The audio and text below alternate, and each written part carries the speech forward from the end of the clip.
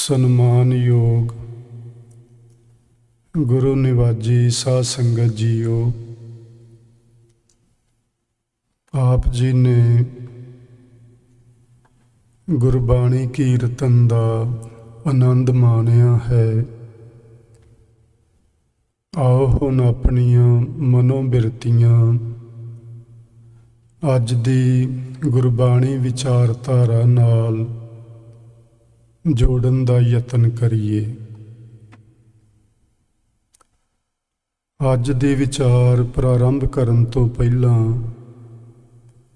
ਥੋੜਾ ਜਿਹਾ ਸਮਾਂ ਆਪ ਜੀ ਦਾ ਲੈਣਾ ਚਾਹਾਂਗਾ। 30 ਤਰੀਕ ਨੂੰ ਪਿਛਲੇ ਮਹੀਨੇ ਮੈਮੋਰੀਅਲ ਡੇ ਸੀ, ਜੋ ਸ਼ਹੀਦਾਂ ਦੀ ਯਾਦ ਵਿੱਚ ਮਨਾਇਆ ਜਾਂਦਾ ਹੈ। ਸ਼ਹੀਦ ਵੀ ਉਹ ਜਿਹੜੇ ਦੇਸ਼ ਵਾਸਤੇ ਲੜਦੇ ਹੋਏ, ਦੁਸ਼ਮਣ ਦਾ ਮੁਕਾਬਲਾ ਕਰਦੇ ਹੋਏ ਸ਼ਹੀਦ ਹੁੰਦੇ ਨੇ। ਇਹ ਕਿਸੇ ਨੇ ਬਹੁਤ ਸੋਹਣਾ ਲਿਖਿਆ ਹੈ ਕਿ ਜਿਸ ਤਰ੍ਹਾਂ ਅਸੀਂ ਦੇਸ਼ ਵਾਸੀ ਮੈਮੋਰੀਅਲ ਡੇ ਮਨਾ ਰਹੇ ਹਾਂ, ਇਹ ਉਸ ਤਰ੍ਹਾਂ ਮਨਾਉਣ ਦੇ ਯੋਗ ਨਹੀਂ। ਅਸੀਂ ਲੰਮੇ ਲੰਮੇ ਸਫ਼ਰ ਕਰਕੇ ਇੱਕ ਦੂਜੇ ਸੱਜਣਾ ਮਿੱਤਰਾਂ ਕੋਲ, ਦੋਸਤਾਂ ਕੋਲ, ਭੈਣਾਂ ਭਰਾਵਾਂ ਕੋਲ ਜਾਂਦੇ ਹਾਂ। ਅਸੀਂ ਖਾਣ ਪੀਣ ਦੇ ਇੰਤਜ਼ਾਮ ਕਰਦੇ ਹਾਂ। ਸਟੋਰਾਂ 'ਤੇ ਵੱਡੀਆਂ ਵੱਡੀਆਂ ਸੇਲਸ ਲੱਗਦੀਆਂ ਨੇ, ਲੋਕੀ ਸਾਜੋ ਸਮਾਨ ਖਰੀਦਦੇ ਨੇ। ਅਸਲ ਵਿੱਚ ਇਹ ਦਿਨ ਇਹਨਾਂ ਕੰਮਾਂ ਲਈ ਨਹੀਂ ਸੀ। ਇਹ ਦਿਨ ਸੀ ਉਹਨਾਂ ਸ਼ਹੀਦਾਂ ਦੀ ਯਾਦ ਵਿੱਚ ਜੁੜਨ ਦਾ, ਉਹਨਾਂ ਸ਼ਹੀਦਾਂ ਲਈ ਅਰਦਾਸ ਕਰਨ ਦਾ, ਉਹਨਾਂ ਦੇ ਪਰਿਵਾਰਾਂ ਨੂੰ ਮਿਲ ਕੇ ਉਹਨਾਂ ਦੀ ਕਿਸੇ ਪ੍ਰਕਾਰ ਦੀ ਸਹਾਇਤਾ ਕਰਨ ਦਾ, ਜਿਨ੍ਹਾਂ ਨੇ ਮੁਲਕ ਵਾਸਤੇ ਆਪਣੀਆਂ ਜਾਨਾਂ ਕੁਰਬਾਨ ਕੀਤੀਆਂ। ਲੇਕਿਨ ਅਸੀਂ ਖਾ ਪੀ ਕੇ, ਭੰਗੜੇ ਪਾ ਕੇ, ਡਾਂਸ ਕਰਕੇ ਇਹ ਦਿਨ ਮਨਾ ਲੈਂਦੇ ਹਾਂ। ਇਹ ਸਾਡਾ ਮੈਮੋਰੀਅਲ ਡੇ ਹੋ ਨਿਬੜਦਾ ਹੈ। ਜਦੋਂ ਮੈਂ ਇਸ ਮੈਮੋਰੀਅਲ ਡੇ ਦੇ ਸੰਬੰਧ ਵਿੱਚ ਪੜ੍ਹ ਰਿਹਾ ਸਾਂ ਤੇ ਮੈਨੂੰ ਯਾਦ ਆ ਰਹੀ ਸੀ ਸਾਰਾਗੜ੍ਹੀ ਦੀ ਲੜਾਈ ਦੀ। ਤੁਸੀਂ ਸਾਰੇ ਉਸ ਦੇ ਬਾਰੇ ਬੜੇ ਚੰਗੀ ਤਰ੍ਹਾਂ ਜਾਣਦੇ ਹੋਵੋਗੇ ਕਿ ਇਹ ਜਿਹੜੀ ਲੜਾਈ ਹੈ, ਇਹ ਕਦੋਂ ਲੜੀ ਗਈ ਤੇ ਕਿਉਂ ਲੜੀ ਗਈ। ਆਪਾਂ ਥੋੜ੍ਹਾ ਜਿਹਾ ਇਹਦੇ 'ਤੇ ਵਿਚਾਰ ਕਰਕੇ ਫਿਰ ਅੱਗੇ ਵੱਧਦੇ ਹਾਂ। ਇਹ ਵਿਕੀਪੀਡੀਆ ਦੇ ਸ਼ਬਦ ਨੇ। ਸਾਰਾਗੜ੍ਹੀ ਦੀ ਲੜਾਈ ਉੱਤਰ ਪੱਛਮੀ ਫਰੰਟੀਅਰ ਸੂਬੇ 'ਤੇ ਅਫਗਾਨਿਸਤਾਨ ਦੀਆਂ ਸਰਹੱਦਾਂ ਲਾਗੇ ਸਾਰਾਗੜ੍ਹੀ ਦੇ ਸਥਾਨ 'ਤੇ 12 ਸਤੰਬਰ 1897 ਨੂੰ ਲੜੀ ਗਈ ਸੀ। ਇਹ ਲੜਾਈ ਬ੍ਰਿਟਿਸ਼ ਭਾਰਤੀ ਫੌਜ 36 ਸਿੱਖ ਰੈਜੀਮੈਂਟ, ਜੋ ਹੁਣ 4 ਸਿੱਖ ਰੈਜੀਮੈਂਟ ਅਖਵਾਉਂਦੀ ਹੈ, ਦੇ 21 ਜਾਨਬਾਜ਼ ਜਵਾਨਾਂ ਤੇ ਅਫਗਾਨੀ ਪਠਾਣਾਂ ਤੇ ਅਫਰੀਦੀ ਕਬਾਇਲੀਆਂ ਵਿਚਕਾਰ ਗਹਿ ਗੱਚ ਮੁਕਾਬਲੇ ਨਾਲ ਲੜੀ ਗਈ। ਅੱਗੇ ਇਹ ਬਚਨ ਲਿਖੇ ਹੋਏ ਨੇ। ਸਾਰਾਗੜ੍ਹੀ ਦੇ ਯੋਧਿਆਂ ਦੀ ਇਹ ਖਬਰ ਜਦੋਂ ਲੰਦਨ ਬ੍ਰਿਟਿਸ਼ ਪਾਰਲੀਮੈਂਟ ਵਿੱਚ ਪਹੁੰਚੀ ਤਾਂ ਪਾਰਲੀਮੈਂਟ ਦੇ ਦੋਵਾਂ ਸਦਨਾਂ ਵਿੱਚ ਮੈਂਬਰਾਂ ਨੇ ਖੜ੍ਹੇ ਹੋ ਕੇ ਸਨਮਾਨ ਦੇ ਤੌਰ 'ਤੇ ਸ਼ਰਧਾਂਜਲੀਆਂ ਭੇਟ ਕੀਤੀਆਂ। ਦੁਨੀਆ ਭਰ ਵਿੱਚ ਇਸ ਲੜਾਈ ਦੀ ਚਰਚਾ ਹੋਈ ਤੇ ਇਸ ਦੀਆਂ ਖਬਰਾਂ ਪ੍ਰਕਾਸ਼ਿਤ ਹੋਈਆਂ। ਬਰਤਾਨੀਆ ਰਾਜ ਦੀ ਸਰਕਾਰ ਨੇ ਸਨਮਾਨ ਦੇ ਤੌਰ ਤੇ ਸਭ ਤੋਂ ਵੱਡਾ ਸਨਮਾਨ ਇੰਡੀਅਨ ਆਰਡਰ ਆਫ ਮੈਰਿਟ ਹਰ ਇੱਕ ਸ਼ਹੀਦ ਨੂੰ ਭੇਟ ਕਰਕੇ ਉਸ ਨੂੰ ਸਨਮਾਨਿਤ ਕੀਤਾ। ਇਸ ਯੁੱਧ ਤੋਂ ਪਹਿਲਾਂ ਤੇ ਬਾਅਦ ਵਿੱਚ ਇੰਨਾ ਵੱਡਾ ਇਕੱਠਾ ਸਨਮਾਨ ਕਿਸੇ ਵੀ ਪਲਟਨ ਨੂੰ ਅੱਜ ਤੱਕ ਨਹੀਂ ਮਿਲਿਆ। ਸੋ ਇਹਦੇ ਬਾਰੇ ਆਪਾਂ ਥੋੜ੍ਹਾ ਜਿਹਾ ਸਮਝਦੇ ਹਾਂ ਕਿ ਇਹ 21 ਸਿੱਖ ਨੌਜਵਾਨ ਸਨ ਇਸ ਪਲਟਨ ਦੇ ਅੰਦਰ, ਜਿਹੜੇ ਸਾਰਾਗੜ੍ਹੀ ਦੇ ਕਿਲੇ ਤੇ ਤੈਨਾਤ ਸਨ। ਅੰਗਰੇਜ਼ ਸਰਕਾਰ ਹੋਰ ਵੀ ਅੱਗੇ ਵਧਣਾ ਚਾਹੁੰਦੀ ਸੀ ਅਫਗਾਨਿਸਤਾਨ ਵਾਲੇ ਪਾਸੇ ਨੂੰ, ਲੇਕਿਨ ਅਫਗਾਨੀਆਂ ਨੇ ਉਹਨਾਂ ਦੀ ਗੁਲਾਮੀ ਨੂੰ ਕਬੂਲ ਨਾ ਕੀਤਾ ਤੇ ਉਹਨਾਂ ਨੇ ਇਹਨਾਂ ਦੇ ਖਿਲਾਫ ਹਥਿਆਰ ਚੁੱਕੇ ਸਨ। ਇਹ ਛੋਟੀਆਂ-ਮੋਟੀਆਂ ਝੜਪਾਂ ਬਹੁਤ ਵਾਰੀ ਹੁੰਦੀਆਂ ਰਹਿੰਦੀਆਂ ਸਨ, ਲੇਕਿਨ ਜਿਹੜੀ ਇਹ ਸਾਰਾਗੜ੍ਹੀ ਦੀ ਲੜਾਈ ਹੈ ਇਹ ਇੱਕ ਖਾਸ ਮਹੱਤਤਾ ਰੱਖਦੀ ਏ। ਮਹੱਤਤਾ ਇਸ ਕਰਕੇ ਰੱਖਦੀ ਏ ਕਿ ਇੱਥੇ ਕੇਵਲ 21 ਫੌਜੀ ਜਵਾਨ ਹਨ ਤੇ ਦੂਜੇ ਪਾਸੇ ਜੋ ਇਤਿਹਾਸ ਵਿੱਚ ਲਿਖਿਆ ਮਿਲਦਾ, ਵੱਖ-ਵੱਖ ਲੋਕਾਂ ਇਤਿਹਾਸਕਾਰਾਂ ਨੇ ਵੱਖ-ਵੱਖ ਅਫਗਾਨੀਆਂ ਦੀ ਜੋ ਗਿਣਤੀ ਲਿਖੀ ਏ ਉਹ 12,000 ਤੋਂ 24,000 ਦੇ ਦਰਮਿਆਨ ਲਿਖੀ ਹੋਈ ਏ। 12,000 ਤੋਂ 24,000 ਦੇ ਦਰਮਿਆਨ 21 ਸਿੱਖਾਂ ਉੱਤੇ ਉਹ ਲੋਕ ਆ ਕੇ ਟੁੱਟ ਕੇ ਪੈ ਗਏ ਹੋਣ, ਲੇਕਿਨ ਉਹਨਾਂ ਸਿੱਖਾਂ ਨੇ ਇੰਨੀ ਬਹਾਦਰੀ ਦੇ ਨਾਲ ਇਸ ਲੜਾਈ ਦੇ ਵਿੱਚ ਹਿੱਸਾ ਲਿਆ ਕਿ ਉਹਨਾਂ ਨੇ ਤਕਰੀਬਨ 10,000 ਦੇ ਕਰੀਬ ਉਹ ਲੋਕ ਮਾਰੇ। ਇੰਨਾ ਵੱਡਾ ਉਹਨਾਂ ਦਾ ਭਾਰੀ ਨੁਕਸਾਨ ਕੀਤਾ ਤੇ ਅਖੀਰ ਕੱਲਾ ਸਿੰਘ ਬਾਹਰ ਮੈਦਾਨ ਵਿੱਚ ਲੜਦੇ ਹੋਏ ਸ਼ਹੀਦ ਹੋਏ। ਤੇ ਇਹਨਾਂ ਦੀ ਸ਼ਹੀਦੀ ਦਾ ਕਾਰਨ ਜਿਹੜਾ ਹੈ ਉਹ ਅਸਲੇ ਦਾ ਖਤਮ ਹੋ ਜਾਣਾ ਹੈ। ਜੇ ਇਹਨਾਂ ਕੋਲ ਅਸਲਾ ਨਾ ਖਤਮ ਹੁੰਦਾ ਤੇ ਸ਼ਾਇਦ ਇਹ ਉਹਨਾਂ ਅਫਗਾਨੀਆਂ ਨੂੰ ਇਸ ਕਿਲੇ ਉੱਤੇ ਕਦੀ ਵੀ ਕਾਬਜ਼ ਨਾ ਹੋਣ ਦਿੰਦੇ। ਇਹਨਾਂ ਨੇ ਬਾਰ-ਬਾਰ ਸਿਗਨਲ ਭੇਜੇ ਲਾਗੇ ਦੇ ਕਿਲੇ ਵਿੱਚ, ਜਿੱਥੇ ਬ੍ਰਿਟਿਸ਼ ਸਰਕਾਰ ਦੇ ਅਧਿਕਾਰੀ ਬੈਠੇ ਹੋਏ ਸਨ, ਕਿ ਸਾਡੇ ਕੋਲ ਅਸਲਾ ਖਤਮ ਹੁੰਦਾ ਜਾ ਰਿਹਾ, ਸਾਨੂੰ ਅਸਲਾ ਭੇਜਿਆ ਜਾਵੇ। ਪਰ ਅਸਲਾ ਨਹੀਂ ਭੇਜਿਆ ਗਿਆ ਜਾਂ ਭੇਜਿਆ ਨਹੀਂ ਜਾ ਸਕਿਆ। ਸੋ ਇਸ ਕਾਰਨ ਇਹ ਜਿਹੜੇ ਸਿੱਖ ਸ਼ਹੀਦ ਹੋਏ, ਅਸਲਾ ਨਾ ਮਿਲਣ ਦੇ ਕਾਰਨ ਇਹਨਾਂ ਦੀਆਂ ਸ਼ਹਾਦਤਾਂ ਹੋਈਆਂ। ਲੇਕਿਨ ਇਹਨਾਂ ਨੂੰ ਸਿਗਨਲ ਭੇਜੇ ਜਾ ਰਹੇ ਸੀ ਕਿ ਤੁਸੀਂ ਇਸ ਗੜ੍ਹੀ ਨੂੰ ਛੱਡ ਕੇ ਆ ਜਾਓ।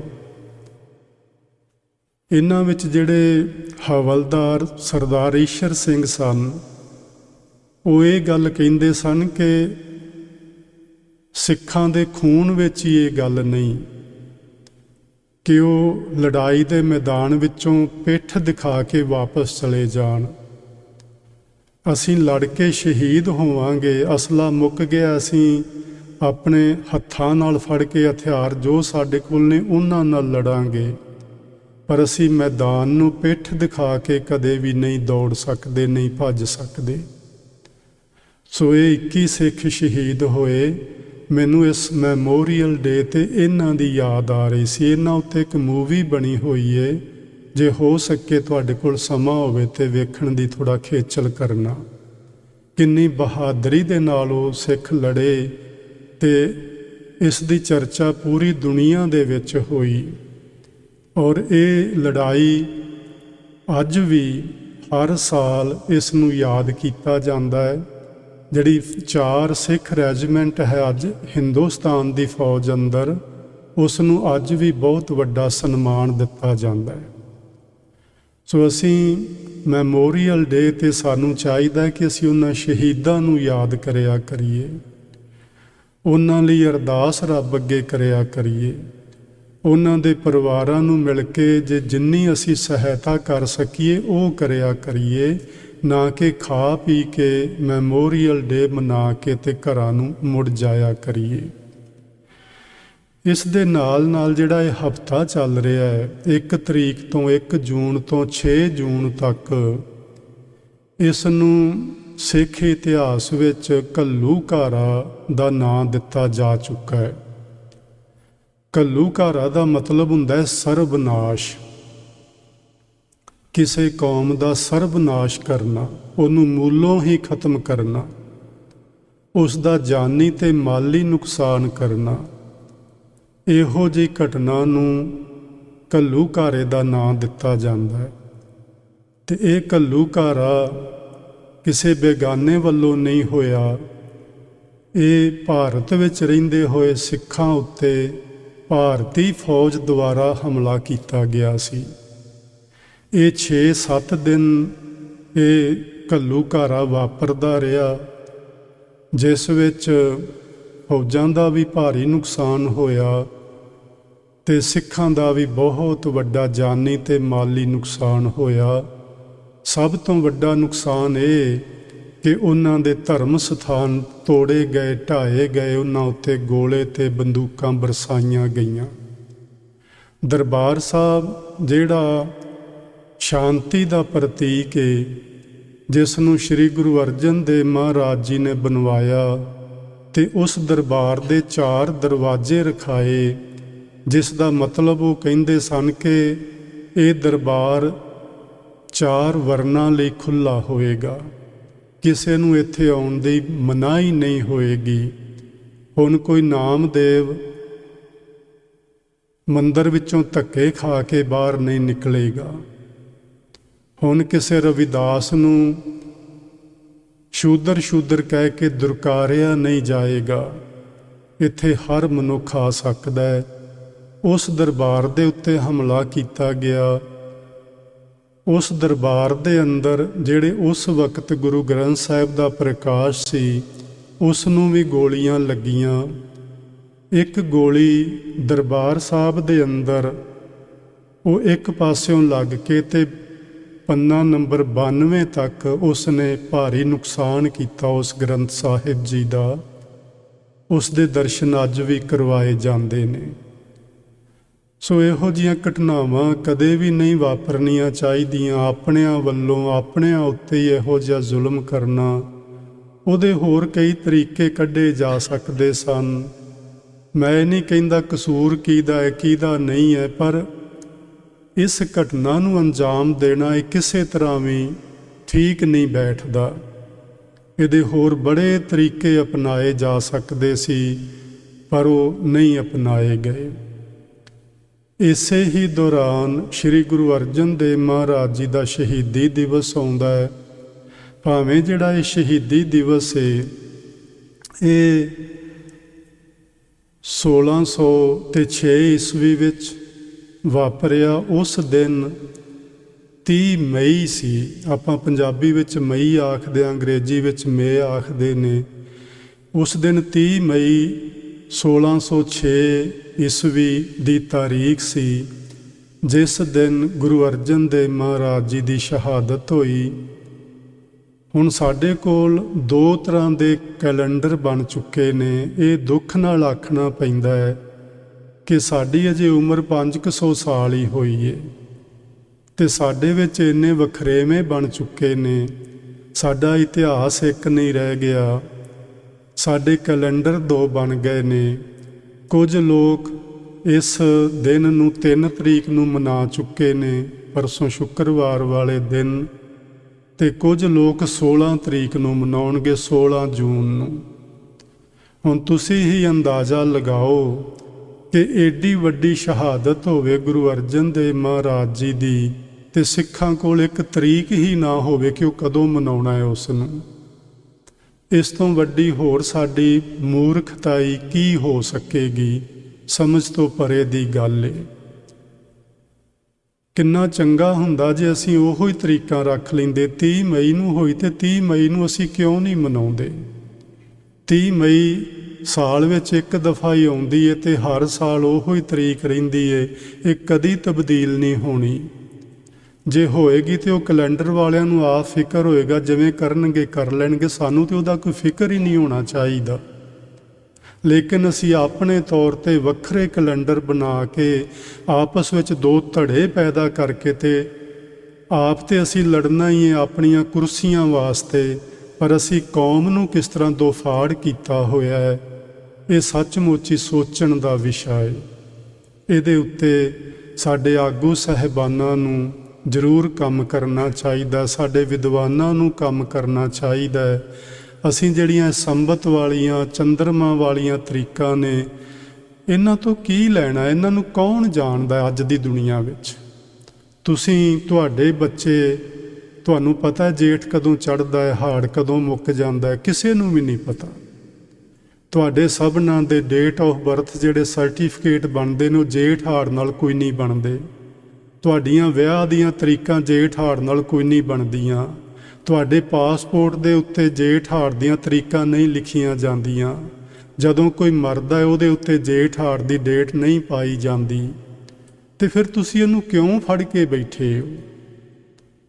ਉਹ ਤਰੀਕਾਂ ਸਾਨੂੰ ਅਪਣਾ ਲੈਣੀਆਂ ਚਾਹੀਦੀਆਂ ਜਿਹੜੀਆਂ ਰੋਜ਼ਮਰਾ ਦੀ ਜ਼ਿੰਦਗੀ ਵਿੱਚ ਅਸੀਂ ਵਰਤਦੇ ਹਾਂ, ਔਰ ਉਹ ਤਰੀਕਾਂ ਆਪਣੇ ਕੋਲ ਮੌਜੂਦ ਨੇ ਉਸ ਵਕਤ ਦੀਆਂ, ਔਰ ਸਹੀ ਤਰੀਕਾ ਮੌਜੂਦ ਨੇ। ਤੁਸੀਂ SGPC ਦੀ ਸਾਈਟ ਤੇ ਜਾ ਕੇ ਉਹ ਤਰੀਕਾ ਨੋਟ ਕਰ ਸਕਦੇ ਹੋ। ਤੁਸੀਂ ਜਿੰਨੇ ਸਾਡੇ ਅੱਜ ਤੱਕ ਸਕਾਲਰ ਹੋਏ ਨੇ, ਵਿਦਵਾਨ ਲੋਕ, ਚਾਹੇ ਪ੍ਰੋਫੈਸਰ ਸਾਹਿਬ ਸਿੰਘ ਨੇ, ਸਰਦਾਰ ਕਰਮ ਸਿੰਘ ਹਿਸਟੋਰੀਅਨ ਨੇ, ਉਹਨਾਂ ਜਿਹਾ ਹਿਸਟੋਰੀਅਨ ਸਾਡੇ ਸਿੱਖ ਸਮਾਜ ਵਿੱਚ ਕੋਈ ਨਹੀਂ। ਭਾਈ ਕਾਹਨ ਸਿੰਘ ਨਾਭਾ ਨੇ, ਉਹਨਾਂ ਨੇ ਤਰੀਕਾਂ ਲਿਖੀਆਂ ਨੇ। ਅਸੀਂ ਉਹਨਾਂ ਨੂੰ ਕਿਉਂ ਨਹੀਂ ਫਾਲੋ ਕਰਦੇ? ਅਸੀਂ ਕਿਉਂ ਸਿੱਖਾਂ ਦੇ ਵਿੱਚ ਇੰਨੇ ਧੜੇ ਬਣਾਏ ਹੋਏ ਨੇ?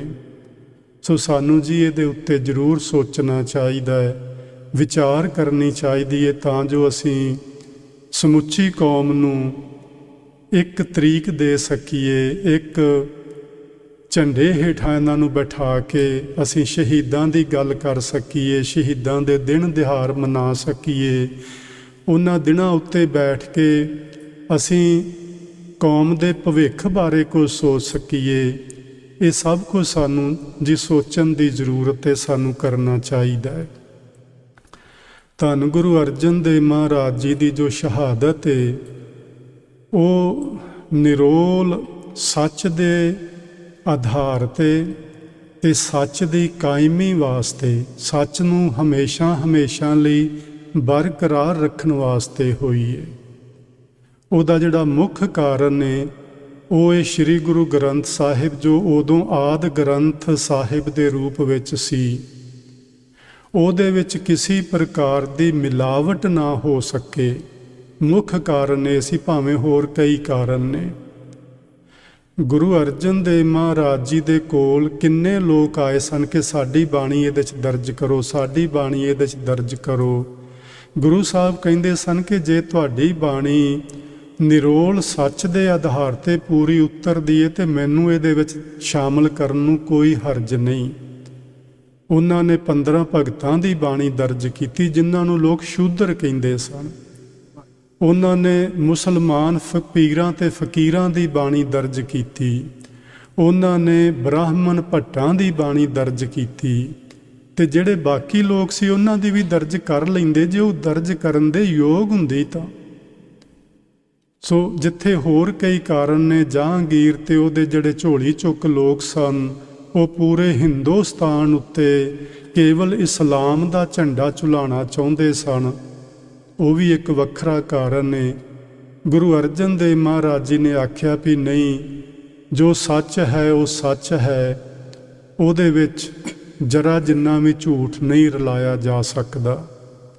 ਸੋ ਆਪਾਂ ਸਭਨਾਂ ਨੂੰ ਪਤਾ ਹੈ ਕਿ ਸਾਡੇ ਇਸ ਧਰਤੀ ਦੇ ਇਸ ਪਲੈਨਟ ਦੇ ਉੱਤੇ ਜਿੰਨੇ ਵੀ ਧਾਰਮਿਕ ਗ੍ਰੰਥ ਨੇ, ਉਹ ਸਾਰੇ ਜਿੰਨੇ ਪ੍ਰੋਫਿਟ ਹੋਏ ਨੇ, ਚਾਹੇ ਉਹ ਵੇਦਾਂ ਦੇ ਲੋਕ ਸਨ, ਚਾਹੇ ਉਹ ਸ਼ਾਸਤਰਾਂ ਦੇ ਲੋਕ ਸਨ, ਚਾਹੇ ਉਹ ਕੁਰਾਨ ਦੇ ਨੇ, ਚਾਹੇ ਉਹ ਬਾਈਬਲ ਦੇ ਨੇ, ਇਹ ਸਾਰੇ ਗ੍ਰੰਥ ਉਹਨਾਂ ਮਹਾਂਪੁਰਸ਼ਾਂ ਤੋਂ ਬਾਅਦ ਵਿੱਚ ਲਿਖੇ ਗਏ ਨੇ। ਉਹਨਾਂ ਦੇ ਆਪਣੇ ਹੱਥਾਂ ਦੀ ਕਿਸੇ ਕੋਲ ਕੋਈ ਲਿਖਤ ਨਹੀਂ। ਇਹ ਸਾਰਾ ਕੁਝ ਕਿਸੇ ਨੇ ਜ਼ੁਬਾਨੀ ਯਾਦ ਕੀਤਾ, ਕਿਸੇ ਨੇ ਕਿਵੇਂ ਉਹਨੂੰ ਦੁਬਾਰਾ ਸਾਹਮਣੇ ਲਿਆਂਦਾ, ਲਿਖਵਾਇਆ, ਇਹ ਸਭ ਕੁਝ ਬਾਅਦ ਵਿੱਚ ਹੋਇਆ ਤੇ ਉਹਨਾਂ ਵਿੱਚ ਕਿੰਨਾ ਕੁਝ ਮਿਲਾਵਟ ਹੋਏਗੀ ਆਪਾਂ ਕਹਿ ਨਹੀਂ ਸਕਦੇ।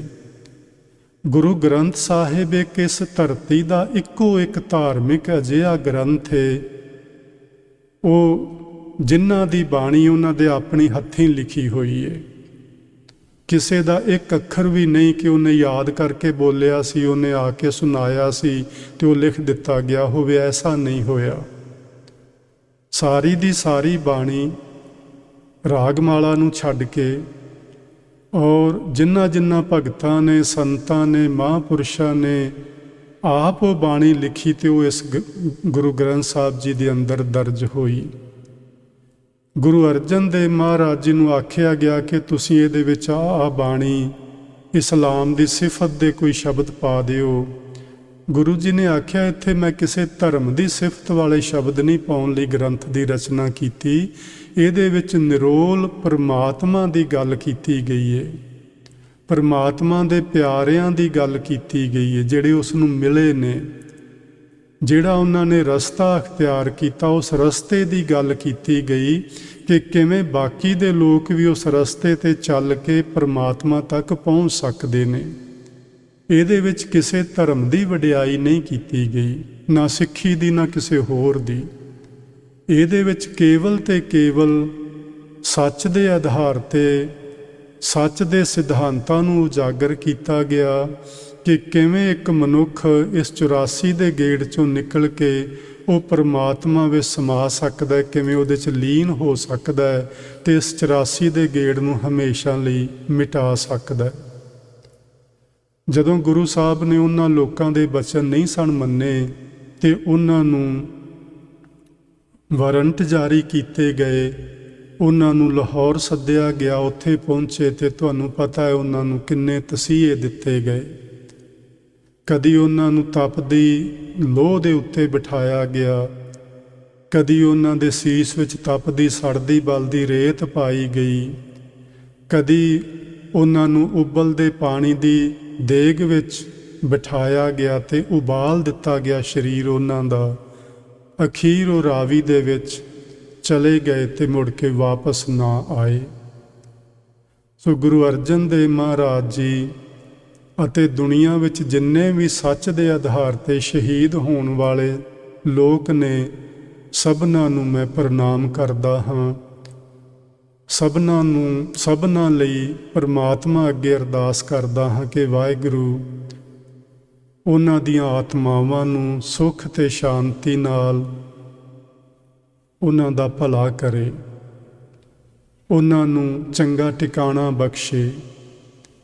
ਤੇ ਜਿਹੜੇ ਅਸੀਂ ਲੋਕ ਆਏ ਸੰਸਾਰ ਵਿੱਚ, ਅਸੀਂ ਸੱਚ ਦੇ ਆਧਾਰ 'ਤੇ ਜੀਵਨ ਜੀਵੀਏ ਤੇ ਉਹਨਾਂ ਮਹਾਂਪੁਰਸ਼ਾਂ ਨੂੰ ਹਮੇਸ਼ਾ ਯਾਦ ਰੱਖੀਏ ਜਿਨ੍ਹਾਂ ਨੇ ਸਾਡੇ ਵਾਸਤੇ ਜਾਂ ਮੁਲਕ ਵਾਸਤੇ ਜਾਂ ਸੰਸਾਰ ਵਾਸਤੇ ਆਪਣੀਆਂ ਜਾਨਾਂ ਕੁਰਬਾਨ ਕੀਤੀਆਂ।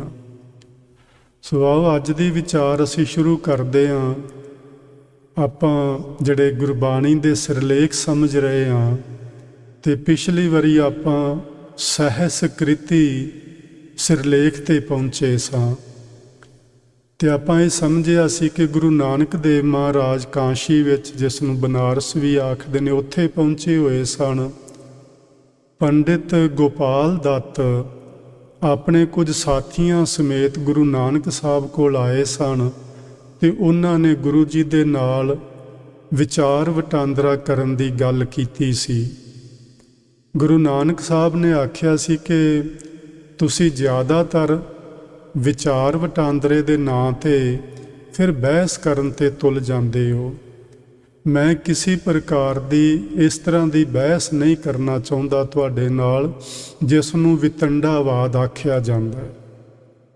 ਆਪਣਾ ਸਿਧਾਂਤ ਸਪਸ਼ਟ ਕਰਨ ਤੋਂ ਬਿਨਾਂ ਦੂਸਰੇ ਦੇ ਸਿਧਾਂਤ ਨੂੰ ਝੁਠਲਾਉਣਾ, ਉਸ ਨੂੰ ਵਿਤੰਡਾਵਾਦ ਆਖਿਆ ਜਾਂਦਾ ਹੈ। ਵੀ ਮੈਂ ਇਹੋ ਜਿਹੀ ਕੋਈ ਚਰਚਾ ਕਰਨ ਨੂੰ ਤੁਹਾਡੇ ਨਾਲ ਤਿਆਰ ਨਹੀਂ ਹਾਂ। ਜੇ ਤੁਸੀਂ ਮਨੁੱਖੀ ਜੀਵਨ ਦੇ ਹਿੱਤ ਲਈ ਪਰਮਾਤਮਾ ਦੇ ਵਿੱਚ ਕਿਵੇਂ ਅਸੀਂ ਅਭੇਦ ਹੋਣਾ ਹੈ, ਅਸੀਂ ਇਹ ਜਨਮ ਮਰਨ ਦੇ ਚੱਕਰ ਨੂੰ ਕਿਵੇਂ ਮਿਟਾ ਸਕਦੇ ਹਾਂ। ਜੇ ਤੁਸੀਂ ਇਹਨਾਂ ਵਿਸ਼ਿਆਂ ਉੱਤੇ ਗੱਲ ਕਰਨਾ ਚਾਹੋ ਤਾਂ ਮੈਂ ਤੁਹਾਡੇ ਨਾਲ ਗੱਲ ਕਰਨ ਨੂੰ ਤਿਆਰ ਹਾਂ। ਉਹਨਾਂ ਨੇ ਇਸ ਗੱਲ ਨੂੰ ਮੰਨਿਆ ਤੇ ਗੁਰੂ ਨਾਨਕ ਦੇਵ ਜੀ ਦਾ ਪੂਰਾ ਸ਼ਲੋਕ ਆਪਾਂ ਪਿਛਲੀ ਕਥਾ ਵਿੱਚ ਸਮਝ ਲਿਆ ਸੀ, ਜਿਸ ਵਿੱਚ ਗੁਰੂ ਨਾਨਕ ਸਾਹਿਬ ਜੀ ਨੇ ਆਖਿਆ ਸੀ, ਨਿਹਫਲੰ ਤਸਯ ਜਨਮਸਯ ਜਾਵਦ ਬ੍ਰਹਮ ਨਾ ਬਿੰਦਤੇ।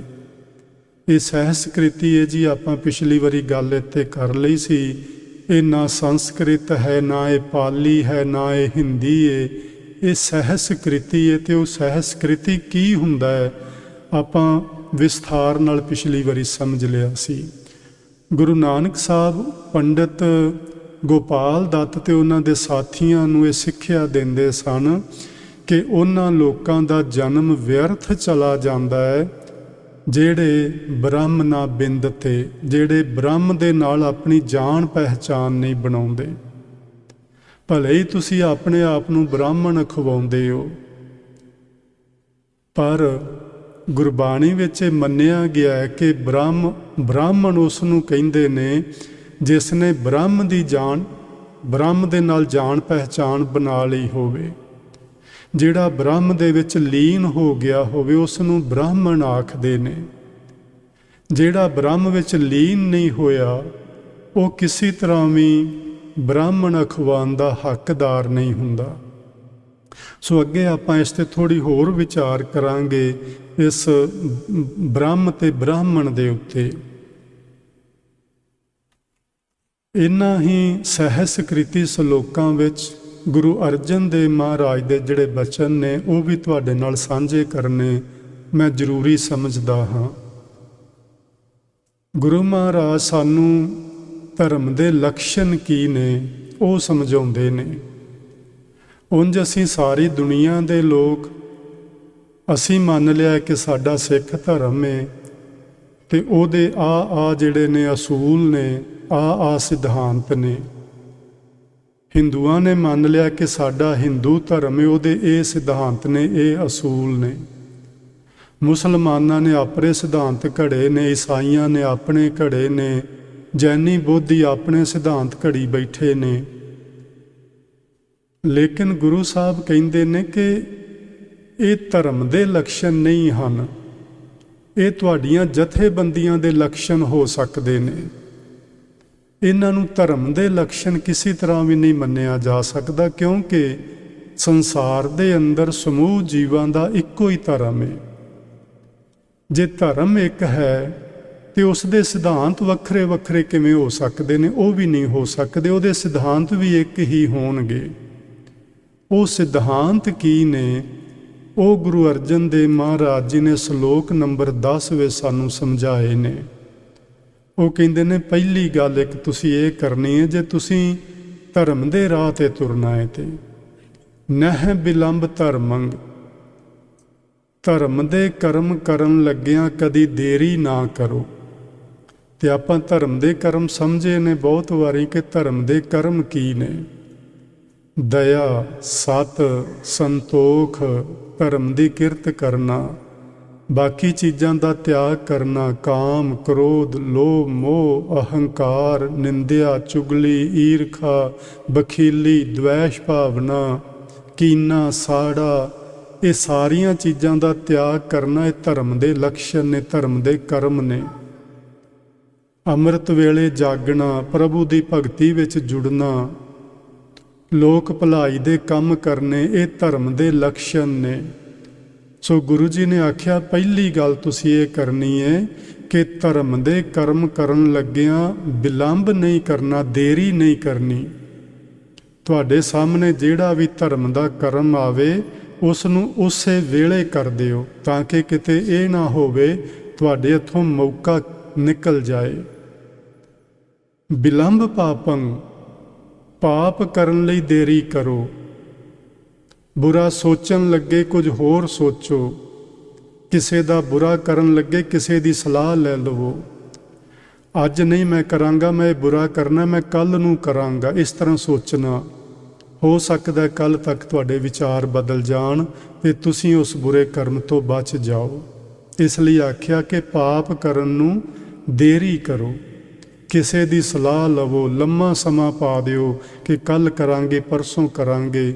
ਹੋ ਸਕਦਾ ਕਰਦੇ ਕਰਦੇ ਤੁਹਾਨੂੰ ਕੋਈ ਸਹੀ ਸਲਾਹ ਮਿਲ ਜਾਏ ਤੇ ਤੁਸੀਂ ਉਸ ਪਾਪ ਕਰਮ ਤੋਂ ਬਚ ਸਕੋ। ਦ੍ਰਿੜੰਤ ਨਾਮੰ, ਪਰਮੇਸ਼ਵਰ ਦੇ ਨਾਮ ਨੂੰ ਆਪਣੇ ਅੰਦਰ ਦ੍ਰਿੜ ਕਰਨਾ। ਅਸੀਂ ਕਰ ਕੀ ਰਹੇ ਹਾਂ? ਅਸੀਂ ਨਾਮ ਜਪਦੇ ਹਾਂ ਮੁੱਖ ਤੋਂ, ਜਿਸ ਨੂੰ ਸਾਡੇ ਕੰਨ ਸੁਣ ਨਹੀਂ ਰਹੇ ਹੁੰਦੇ। ਕੇਵਲ ਅਸੀਂ ਬੋਲ ਰਹੇ ਹਾਂ, ਸਾਡਾ ਮਨ ਕੁਝ ਹੋਰ ਪੜ੍ਹ ਰਿਹਾ, ਸਾਡਾ ਮਨ ਕੁਝ ਹੋਰ ਸੁਣ ਰਿਹਾ। ਅਸੀਂ ਜੋ ਬੋਲ ਰਹੇ ਹਾਂ ਉਸ ਨੂੰ ਸੁਣ ਨਹੀਂ ਰਹੇ। ਉਸ ਨੂੰ ਦ੍ਰਿੜ ਕਰਨ ਤੋਂ ਮਤਲਬ ਹੁੰਦਾ ਹੈ ਜੋ ਸ਼ਬਦ ਬੋਲਿਆ ਜਾ ਰਿਹਾ ਸਾਡੇ ਕੰਨ ਉਸੇ ਨੂੰ ਸੁਣ ਰਹੇ ਹੋਣ ਤੇ ਸਾਡੀ ਅੰਤਰ ਆਤਮੇ ਉਸੇ ਸ਼ਬਦ ਉੱਤੇ ਵਿਚਾਰ ਚੱਲ ਰਹੀ ਹੋਵੇ। ਇਸ ਨੂੰ ਦ੍ਰਿੜ ਕਰਨਾ ਆਖਦੇ ਨੇ। ਤੇ ਫਿਰ ਉਹ ਨਾਮ ਕਦੇ ਸਾਨੂੰ ਭੁੱਲੇ ਨਾ, ਹਮੇਸ਼ਾ ਯਾਦ ਰਹੇ। ਤਜੰਤ ਲੋਭੰ, ਲੋਭ ਦਾ ਤਿਆਗ ਕਰ ਦਿਓ। ਲੋਭ ਪਾਪਾਂ ਦਾ ਮੂਲ ਮੰਨਿਆ ਜਾਂਦਾ ਹੈ। ਬਹੁਤ ਸਾਰੇ ਕਰਮ ਅਸੀਂ ਲੋਭ ਵਸ ਹੋ ਕੇ ਕਰਦੇ ਹਾਂ। ਇਸ ਦਾ ਤਿਆਗ ਕਰਨਾ। ਫਿਰ ਗੁਰੂ ਜੀ ਨੇ ਆਖਿਆ ਸ਼ਰਨ ਸੰਤੰ, ਸੰਤਾਂ ਦੀ ਸ਼ਰਨ ਵਿੱਚ ਪੈਣਾ, ਸੰਤਾਂ ਦੀ ਸੰਗਤ ਕਰਨਾ। ਤੇ ਅਸੀਂ ਲੋਕ ਹਮੇਸ਼ਾ ਸੰਤਾਂ ਦੀ ਨਿੰਦਿਆ ਤੇ ਤੁਲੇ ਰਹਿੰਦੇ ਹਾਂ।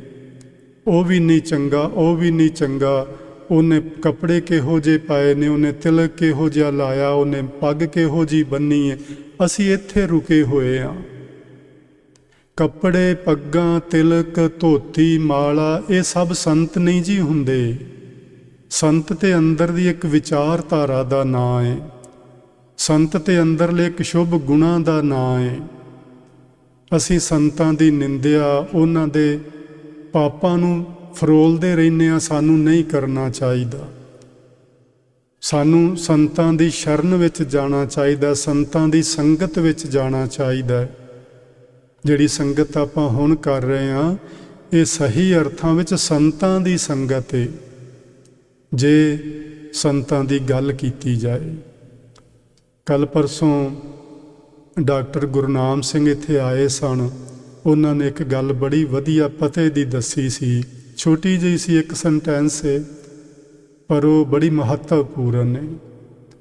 ਉਹਨਾਂ ਨੇ ਆਖਿਆ ਸੀ ਅੱਜ ਪੂਰੀ ਦੁਨੀਆ ਵਿੱਚ ਜੋ ਹੋ ਰਿਹਾ ਹੈ, ਵਿਦਵਾਨ ਲੋਕ, ਸਿਆਣੇ ਲੋਕ ਸਟੇਜਾਂ ਤੋਂ ਬਹਿ ਕੇ ਕਥਾ ਕਰਦੇ ਨੇ, ਲੇਕਿਨ ਉਹ ਗੁਰੂ ਦੀ ਗੱਲ ਨਹੀਂ ਕਰਦੇ, ਉਹ ਆਪਣੀ ਗੱਲ ਕਰਦੇ ਨੇ। ਆਪਣੇ ਵਿਚਾਰ ਲੋਕਾਂ ਤੇ ਥੋਪਣਾ ਚਾਹੁੰਦੇ ਨੇ, ਜੋ ਕਿ ਕਦੀ ਵੀ ਠੀਕ ਨਹੀਂ ਹੁੰਦਾ। ਸਾਨੂੰ ਹਮੇਸ਼ਾ ਚਾਹੀਦਾ ਅਸੀਂ ਗੁਰੂ ਦੀ ਗੱਲ ਕਰੀਏ, ਅਸੀਂ ਸੰਤਾਂ ਦੀ ਗੱਲ ਕਰੀਏ। ਸਾਡੇ ਕੋਲ ਕਿੰਨੇ ਸੰਤ ਨੇ ਜਿਨ੍ਹਾਂ ਦੇ ਜੀਵਨ ਵਿੱਚ ਕਿਤੇ ਕੋਈ ਦਾਗ ਨਹੀਂ। ਅਸੀਂ ਦਾਗੀ ਲੋਕਾਂ ਦੀਆਂ ਗੱਲਾਂ ਕਿਉਂ ਕਰਦੇ ਹਾਂ? ਅਸੀਂ ਬੇਦਾਗ ਲੋਕਾਂ ਦੀਆਂ ਗੱਲਾਂ ਕਿਉਂ ਨਹੀਂ ਕਰਦੇ? ਅਸੀਂ ਉਹਨਾਂ ਦੇ ਵਿਚਾਰ ਨੂੰ ਜੀਵਨ ਵਿੱਚ ਕਿਉਂ ਨਹੀਂ ਅਪਣਾਉਂਦੇ? ਅਸੀਂ ਇਸ ਲਈ ਸੰਤ ਨਹੀਂ ਬਣਨਾ ਕਿਉਂਕਿ ਸੰਤ ਜੇਲ੍ਹ ਵਿੱਚ ਬੈਠੇ ਨੇ, ਸੰਤ ਨੇ ਉਹ ਮਾੜਾ ਕਰਮ ਕੀਤਾ, ਇਸ ਲਈ ਅਸੀਂ ਸੰਤ ਨਹੀਂ ਬਣਨਾ। ਕਿਉਂ ਨਹੀਂ ਸੰਤ ਬਣਨਾ? ਤੁਸੀਂ ਇਹਨਾਂ ਤੋਂ ਸੇਧ ਲਵੋ ਨਾ ਜਿਹੜੇ ਸੰਤ ਬਣੇ, ਜਿਨ੍ਹਾਂ ਨੇ ਘਰ ਵੀ ਨਾ ਛੱਡਿਆ ਤੇ ਪ੍ਰਭੂ ਦੇ ਵਿੱਚ ਅਭੇਦ ਵੀ ਹੋਏ। ਸਾਨੂੰ ਕੋਈ ਦੁਨੀਆ ਦਾ ਆਦਮੀ ਇਹ ਨਹੀਂ ਕਹਿ ਰਿਹਾ ਕਿ ਤੁਸੀਂ ਘਰ ਛੱਡ ਦਿਓ, ਤੁਸੀਂ ਕੱਪੜੇ ਉਹੋ ਜਿਹੇ ਗੇਰੂਏ ਰੰਗ ਦੇ ਪਾ ਲਓ, ਤੁਸੀਂ ਇਹੋ ਜਿਹਾ ਭੇਸ ਬਣਾਓ, ਤੁਸੀਂ ਸੰਨਿਆਸ ਧਾਰਨ ਕਰ ਲਓ। ਇਹ ਤੇ ਕੋਈ ਕਹਿ ਹੀ ਨਹੀਂ ਰਿਹਾ। ਸੰਤ ਬਣਨਾ ਤੇ ਅੰਦਰੋਂ ਵਿਚਾਰ ਨੂੰ ਬਦਲਣਾ ਹੈ। ਤੁਸੀਂ ਕੱਪੜਿਆਂ ਦੀ ਗੱਲ ਕਰੀ ਫਿਰਦੇ ਰਹਿੰਦੇ ਹੋ, ਅੰਦਰੋਂ ਵਿਚਾਰ ਨੂੰ ਤੁਸੀਂ ਸਾਰੇ ਜਣੇ ਬਦਲੋ। ਤੁਸੀਂ ਸਾਰੇ ਹੀ ਸੰਤ ਹੋ ਸਕਦੇ ਹੋ ਤੇ ਸੰਤ ਬਣਨ ਨੂੰ ਕੋਈ ਵੀ ਹਰਜ ਨਹੀਂ। ਸਾਨੂੰ ਸਭਨਾਂ ਨੂੰ ਸੰਤ ਬਣਨਾ ਚਾਹੀਦਾ ਹੈ। ਆਪਣੀ ਅੰਦਰ ਦੀ ਵਿਚਾਰਧਾਰਾ ਨੂੰ ਬਦਲਣਾ ਚਾਹੀਦਾ ਹੈ। ਫਿਰ ਜਦੋਂ ਆਪਾਂ ਇੱਕ ਦੂਜੇ ਦੀ ਸੰਗਤ ਕਰਾਂਗੇ ਤੇ ਆਪਾਂ ਸੰਤਾਂ ਦੀ ਸੰਗਤ ਕਰ ਰਹੇ ਹੋਵਾਂਗੇ। ਸ਼ਰਨ ਸੰਤੰ, ਸੰਤਾਂ ਦੀ ਸ਼ਰਨ ਵਿੱਚ ਜਾਇਆ ਹੁੰਦਾ ਕੀ ਹੈ? ਕਿਲ ਬਿਖ ਨਾਸੰ। ਕਿਲ ਬਿਖ ਦਾ ਮਤਲਬ ਹੁੰਦਾ ਹੈ ਪਾਪ। ਪਾਪਾਂ ਦਾ ਨਾਸ਼ ਹੋ ਜਾਂਦਾ ਸੰਤਾਂ ਦੀ ਸੰਗਤ ਵਿੱਚ ਗਿਆ। ਪ੍ਰਾਪਤੰ, ਪ੍ਰਾਪਤ ਕੀ ਹੁੰਦਾ ਹੈ? ਧਰਮ ਲਖਯਨ। ਧਰਮ ਦੇ ਆਹ ਲਕਸ਼ਣ ਨੇ ਜਿਹੜੇ ਸੰਤਾਂ ਦੀ ਸੰਗਤ ਵਿੱਚ ਗਿਆ ਪ੍ਰਾਪਤ ਹੋ ਜਾਂਦੇ ਨੇ। ਕਿੰਨੇ ਵੱਡੇ ਵੱਡੇ ਅਪਰਾਧੀ ਲੋਕ, ਵਾਲਮੀਕ ਵਰਗੇ, ਬਿਧੀ ਚੰਦ ਵਰਗੇ, किन्ने लोग ने सज्जन ठग वर्गे, नूर जहां वर्गे, एडे एडे वड्डे अपराधी वो जे संतां दी संगत विच आए ते उन्हां दा जीवन रूपांतरित हो गया। वो संत बन गए, वो रब विच अभेद हो गए। इसलिए संतां दी संगत करनी, ਉਹਦੇ ਵਿੱਚੋਂ ਸਾਨੂੰ ਧਰਮ ਦੇ ਲਕਸ਼ਣ ਪ੍ਰਾਪਤ ਹੁੰਦੇ ਨੇ। ਹੁੰਦੇ ਕਿੰਨਾਂ ਨੂੰ ਨੇ ਨਾਨਕ, ਜਿਹੇ ਪਰਸੋ ਪ੍ਰਸੰਨ ਮਾਧਵ ਹੈ। ਮਾਧਵ ਦਾ ਮਤਲਬ ਹੁੰਦਾ ਹੈ ਮਾਇਆ ਦਾ ਪਤੀ। ਜਿਨ੍ਹਾਂ ਉੱਤੇ ਮਾਇਆ ਦਾ ਪਤੀ ਪਰਮਾਤਮਾ ਪ੍ਰਸੰਨ ਹੋ ਜਾਂਦਾ ਹੈ, ਉਹਨਾਂ ਨੂੰ ਇਹ ਸੰਤਾਂ ਦੀ ਸੰਗਤ ਨਸੀਬ ਹੁੰਦੀ ਹੈ। ਮੈਂ ਕਈ ਵਾਰੀ ਸੋਚਦਾ ਹੁੰਦਾ ਕਿ ਬੜੇ ਸਾਡੇ ਵਿੱਚ ਇਹੋ ਜਿਹੇ ਲੋਕ ਨੇ ਜਿਹੜੇ ਸੱਚ ਜਾਣਿਆ ਜੇ ਗੁਰਦੁਆਰੇ ਆ ਕੇ ਵੀ ਗੁਰਦੁਆਰੇ ਨਹੀਂ ਆਉਂਦੇ, ਉਹਨਾਂ ਦਾ ਕੀ ਬਣੇਗਾ? ਤੇ ਅਸੀਂ ਇਹੀ ਕਹਿ ਸਕਦੇ ਹਾਂ ਕਿ ਉਹਨਾਂ ਦੇ ਭਾਗ ਉਹਨਾਂ ਦੇ ਨਾਲ ਨੇ। ਸਾਨੂੰ ਐਸਾ ਨਹੀਂ ਕਰਨਾ ਚਾਹੀਦਾ। ਇਹ ਜਿਹੜਾ ਸੰਗਤ ਦਾ ਸਮਾਂ ਹੈ ਨਾ, ਆਪਣਾ 2-3 ਘੰਟੇ ਇਹ ਸੰਗਤ ਨੂੰ ਸਮਰਪਿਤ ਕਰ ਦੇਣਾ ਚਾਹੀਦਾ ਹੈ। ਉੱਧਰ ਆਧਰ ਬਹਿ ਕੇ ਬਾਹਰ ਅੰਦਰ ਗੱਲਾਂ ਨਹੀਂ ਕਰਨੀਆਂ ਚਾਹੀਦੀਆਂ। ਕੇਵਲ ਥੱਲੇ ਲੰਗਰ ਹਾਲ 'ਚ ਨਹੀਂ ਬੈਠੇ ਰਹਿਣਾ ਚਾਹੀਦਾ।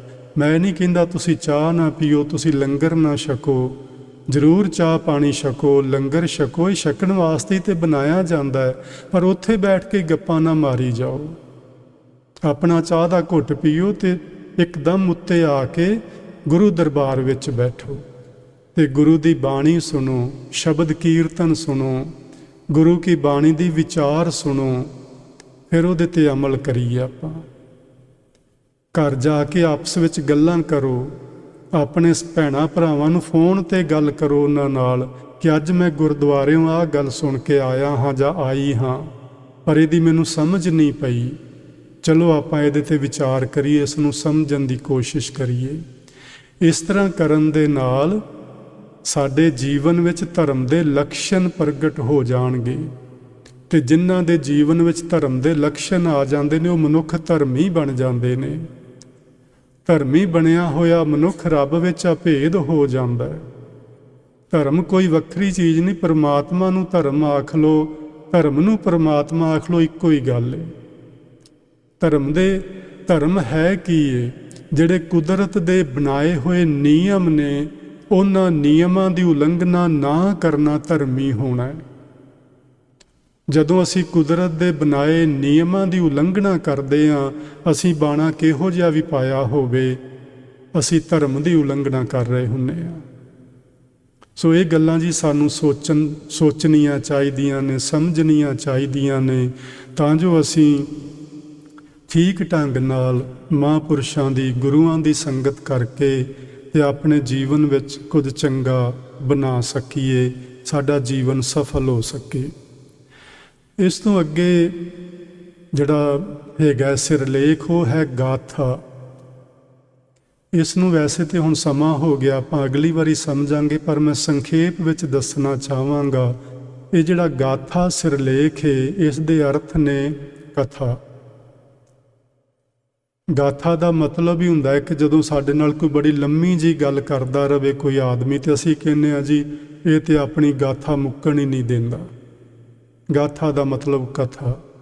ਇਹਦੇ ਹੋਰ ਕਈ ਸਾਰੇ ਅਰਥ ਨੇ, ਪਰ ਅਸੀਂ ਇਸ ਗਾਥਾ ਨੂੰ ਕਥਾ ਦੇ ਅਰਥਾਂ ਵਿੱਚ ਲੈ ਕੇ, ਜੋ ਗੁਰੂ ਮਹਾਰਾਜ ਜੀ ਨੇ ਸਾਨੂੰ ਇਸ ਗਾਥਾ ਵਿੱਚ ਸਿੱਖਿਆਵਾਂ ਦਿੱਤੀਆਂ ਨੇ, ਉਹ ਇੱਕ ਦੋ ਚੀਜ਼ਾਂ ਸਮਝ ਕੇ ਤੇ ਫਿਰ ਉਸ ਤੋਂ ਅੱਗੇ ਜਿਹੜੇ ਬਾਕੀ ਸਿਰਲੇਖ ਨੇ ਉਹਨਾਂ ਨੂੰ ਸਮਝਣ ਦੀ ਕੋਸ਼ਿਸ਼ ਕਰਾਂਗੇ।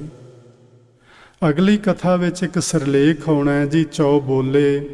ਉਸ ਤੋਂ ਪਹਿਲਾਂ ਇੱਕ ਸਿਰਲੇਖ ਹੋਰ ਆਉਣਾ ਹੈ, ਅਸੀਂ ਉਹਨਾਂ ਨੂੰ ਵੀ ਸਮਝਣਾ ਹੈ।